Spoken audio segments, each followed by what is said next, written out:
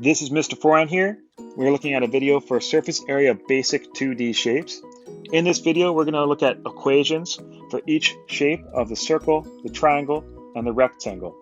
We're going to start with the rectangle. So we're going to take a look at products. And by products, I mean multiplication.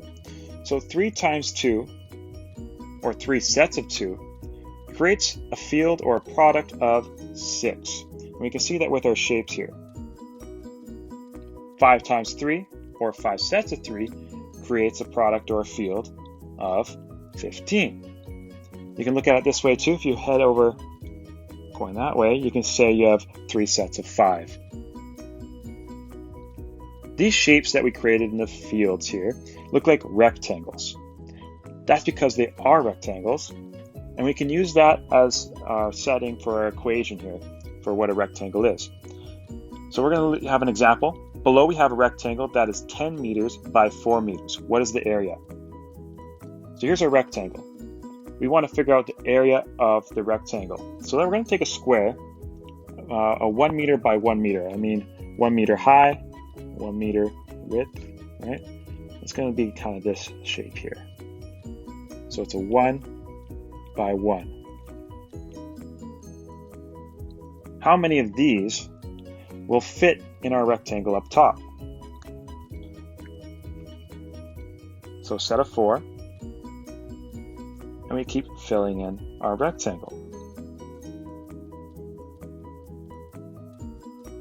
A set of 10.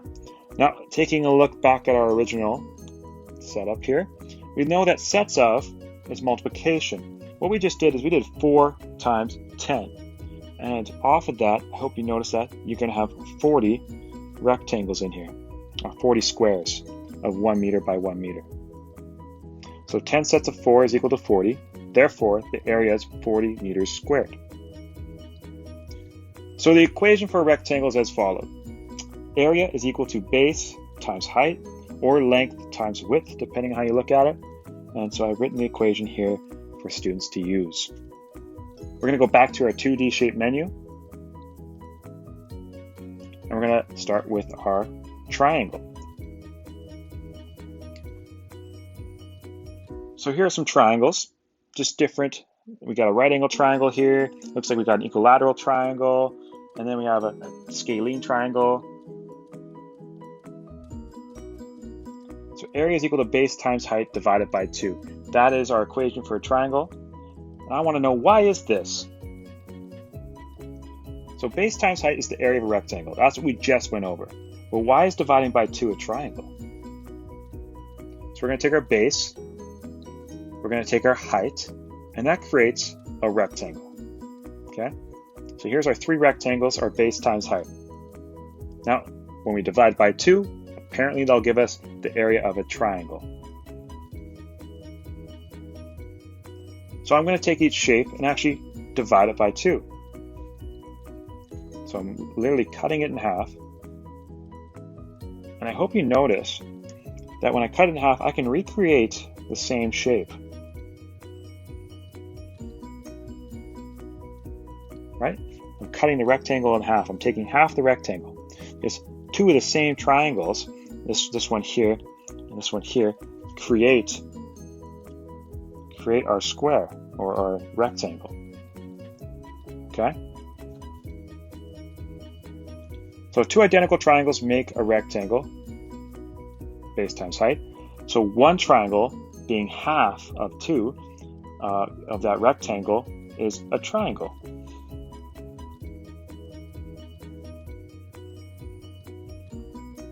So we have our base times height, and we have our base times height divided by 2.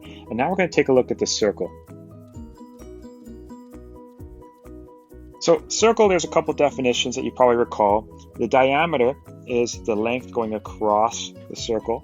The radius is the length from the center of the circle to the edge of the circle. And it's obviously, if we have the diameter going across the full distance, the radius is going to be half that distance, right? Because we're starting it halfway in the circle. The circumference is 2 pi r. Okay, we're not going to go over why it's 2 pi r in this video. We're going to be covering why we have the area as pi r squared. So what I'm doing here is I'm cutting the circle into a bunch of pieces of pie. All right, let's repeat that. Now, I can cut as many pieces of pie as I want in this circle to show why we have pi r squared as our area for the circle. The more pieces, the better it will represent what I want. So in this example, we're going to take those pieces and bring them all together. Okay.